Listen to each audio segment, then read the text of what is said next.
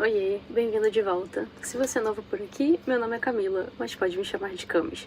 Esse é o espaço onde eu compartilho minhas aventuras pelo mundo, mais especificamente pela Ásia, onde eu estou passando 3 meses na Coreia do Sul. E quando a gente pensa em Coreia, uma das primeiras imagens que vem à nossa cabeça são aquelas casas tradicionais com telhados curvados, janelinhas de papel e estrutura de madeira, né? E quase todo mundo vem para Seul direto para Bukchon, Hanok Village, que é linda, mas é sempre cheia de turistas. Então eu quero te levar comigo hoje para um segredo quase escondido que é Yonpyong Hanok Village, que fica mais ou menos de meia hora do centro de Seul e é uma vila moderna construída com base na arquitetura tradicional coreana, mas cercada pelas montanhas, cafeterias e tem até um templo budista de mais de 1000 anos.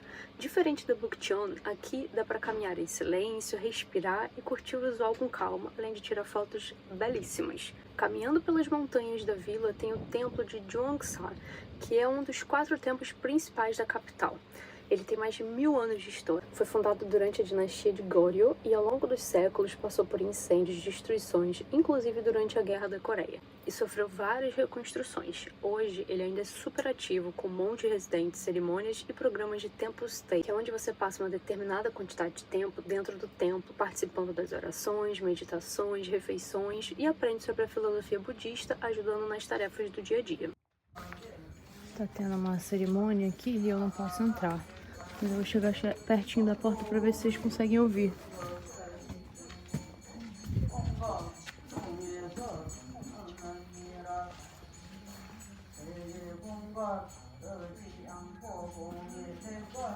A vila, apesar de ser moderna, que foi construída em 2010, o intuito é manter viva a herança cultural coreana. Mesmo que em meio à modernização acelerada da cidade, ao invés de erguer mais prédios de concreto, os arquitetos e o governo decidiram preservar o estilo do Hanok. Logo na entrada da vila tem vários cafés, e tem um principal de 6 andares que eu super recomendo para ter uma vista melhor da vila e das montanhas. Eu até pensei em parar ali, mas eu resolvi guardar o café para um local mais especial. Saindo da vila, eu voltei para o centro de Seul e fui direto para um dos meus bairros preferidos, Yongsan-dong. Esse é um bairro formado por Hanoks antigos de verdade, construído lá nos anos 30. Por muito tempo ele ficou esquecido, até que nos últimos anos começou a ser revitalizado, como tudo em Seul. Hoje, Incheon é um bairro cheio de ruelinhas estreitas e cafés famosos, lojinhas, bares, restaurantes, e cada um com um tema diferente. Então, se você tá achando que tem cafeteria demais em Seul, você está certo. A Coreia é um dos países que mais consome café na Ásia, tendo só em Seul mais de 100 mil cafeterias. Mas o mais curioso é como o café virou um lugar de convivência, porque as casas aqui são pequenas, então as pessoas usam os cafés como um lugar de encontro, trabalho e de descanso. E é claro, cenário para fotos. Incheon é um lugar perfeito para você explorar os cafés mais bonitos da cidade e atualizar o seu Instagram. E para encerrar o dia, eu fui visitar o Palácio de Gyeongbokgung, que é o maior e mais importante da Coreia do Sul. Construído em 1395, ele foi o palácio principal da dinastia de Joseon. Apesar de ter sido destruído e reconstruído várias vezes ao longo da história, principalmente durante a ocupação japonesa, ele ainda guarda muito da arquitetura e da tradição coreana. O nome Gyeongbokgung significa algo como Palácio da Felicidade Brilhante, e durante séculos ele foi o coração do governo, onde o rei vivia, governava e onde aconteciam as cerimônias e decisões importantes. Durante a ocupação japonesa, no início do século XX, boa parte do palácio foi destruída. Os japoneses não só destruíram, como construíram um prédio administrativo bem na frente do pavilhão principal do palácio, como um ato simbólico de dominação. Por sorte, depois da independência, a Coreia iniciou um trabalho imenso de restauração que continua até hoje. O que vemos agora é uma mistura do original e da reconstrução, super fiel à arquitetura da época. E eu tive a sorte de estar lá bem no dia do Seollal, que é o Ano Novo Lunar Coreano.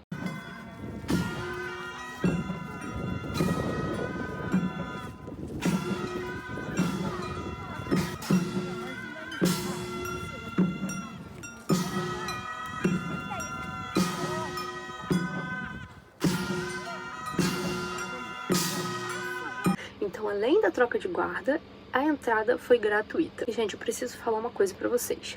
Toda vez que vocês viajam pra um lugar e vocês não pesquisam os eventos, datas comemorativas, principalmente a história do lugar, vocês perdem muita coisa, porque coisas assim, como essa, não é só porque teve uma entrada gratuita, é porque eu tive a oportunidade de viver algo que é muito histórico e muito importante para a Coreia. Então, não foi só eu visitei o palácio mais importante da Coreia. Não, eu visitei o palácio mais importante da Coreia durante o momento mais importante para os coreanos, que é uma tradição, assim, muito bonita, muito importante para eles. Então, acho que faz parte também, na hora que você vai planejar o seu roteiro da viagem, não é só você pesquisar onde ir, os lugares mais importantes, pontos turísticos principais, mas também o que está acontecendo durante essa época do ano, sabe? Quais são as tradições? Qual é a história desse lugar, sabe? O que eu vou visitar, o que significa, o que representa, o que aconteceu lá, sabe? Para você poder ir no lugar e você vivenciar a história, não é só estar lá vendo, ligar um palácio bonito, tirar meia dúzia de foto e ir embora, sabe? Então, acho que a história faz muita parte, assim, das minhas viagens. Então, eu vou para os lugares e que eu me sinto conectada com a história do lugar, sabe? Que a história do lugar faz toda a diferença para minha viagem, para aquilo que eu vou ver, sabe? Não é só entrar no lugar, tô entrando num lugar em que aconteceu isso, como que isso foi importante para a realidade do mundo hoje, na realidade da sociedade desse país hoje. Então, é só uma dica assim que eu dou, né? Sei que tem muita gente que não gosta de história, que isso é uma coisa mais... Enfim, cada um lida de uma forma, mas é o que eu acredito, é o que faz sentido pra mim. Então, eu gosto de vir compartilhar. Então, só explicando melhor, né? O Ano Novo Lunar coreano e o Ano Novo chinês, eles são parecidos, mas são diferentes. Eles caem geralmente na mesma data, porque seguem o calendário lunar. Mas os costumes e as celebrações e os nomes são diferentes em cada país. Na Coreia, o Ano Novo Lunar se chama Seollal e é um dos feriados mais importantes daqui. As famílias se reúnem, usam um hanbok, que é a roupa tradicional, preparam comidas típicas, que é o tteokguk, uma sopa de bolinho de arroz que simboliza envelhecer um ano. Fazem referência aos mais velhos em um ritual chamado Sabai e também prestam homenagem aos seus ancestrais. Já na China, a celebração dura mais dias e tem bastante foco assim, nos fogos de artifício, no horóscopo do zodíaco chinês e nos envelopes vermelhos com dinheiro. São festas diferentes, com significados próprios, mas acontecendo no mesmo período. E eu estive lá, como eu disse, exatamente durante o Seollal, que é o Ano Novo Lunar coreano. É uma das datas mais importantes do ano aqui. Além da entrada no palácio nessa época ser gratuita, tem várias atividades culturais acontecendo. Eles distribuíram uma sewa, que aos primeiros 2.000 visitantes, que é uma pintura tradicional dada como símbolo de sorte no começo do ano. Ela geralmente traz figuras como tigres, que representam a proteção, o símbolo do animal de cada signo chinês daquele ano.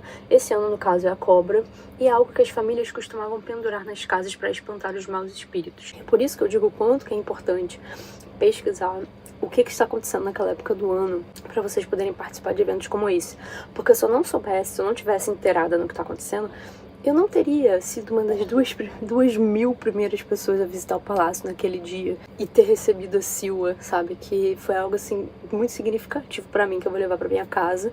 E um dia, quando eu tiver minha casa, eu vou pendurar na porta da minha casa pra espantar os maus espíritos. Quando alguém visitar, eu vou poder explicar essa história, sabe? Puxa, eu recebi isso, eu fui na Coreia, quando eu fui na Coreia do Sul, sabe? Eu participei do Ano Novo Lunar, e isso significa tal coisa. Então, assim...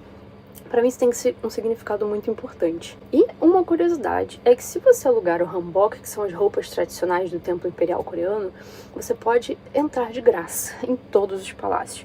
O aluguel custa em torno de 9 a 20 mil wons. Vou deixar aqui o câmbio em cada moeda.